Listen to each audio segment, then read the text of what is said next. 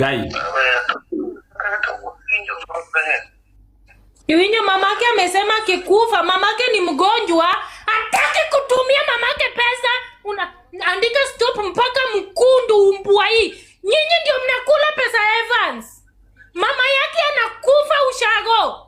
His mother is dying. Jana nimempigia simu. Anaambia mamake hataki kuongea na yeye.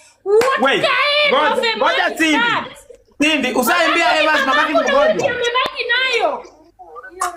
Evans nilimtumia message jana. Si nimeonyesha live.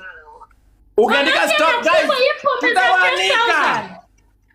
Ukiandika stop nitakublock. Munaleta kani wako those people. Umbwa. Munaleta block those takataka. Banji mamake ni mgonjwa 2 weeks.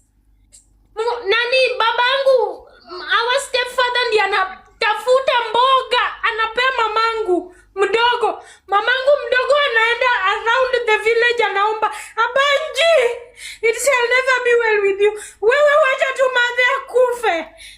Niliongea na yeye jana kwa voice call. Anacheka. Sasa yeye anaambia mama, mimi siwezi saidia kila mtu kwetu. Hata mimi niko na mahitaji. Nilimtumia message jana, anaandikia mamake message leo ati hataki story zake. Hizo ni nini? Hizo ni nini anafanya? Kazi ya wasichana ndiye anafanya. Evans, ngoja, Cindy ngoja, wewe ndoke mlima pin. Evans aliambia mamake hataki story zake. Kwa hii call unaweza sikia kwa hii nini akianza, sikia.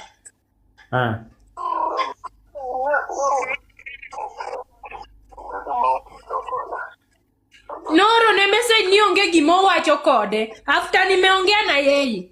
Si niliongea na Evans kwanza ndio nikuje hapa TikTok.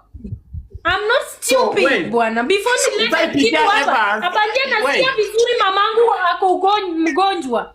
Cindy, Evans ako aware mamake amekuwa msick for 2 weeks.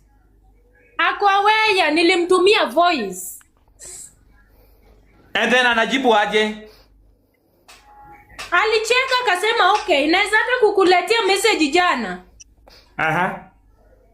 Jana nimemwambia madheni mgonjwa umsamee hata kama alikukosea umsamee. Anaenda anaandikia mamake message ati hakuna kitu yenye wanasema na yeye. Wale walikosana na mamake. Walikosana na mamake. Tangu mamake aende matanga hajawahi shughuliki hata mamake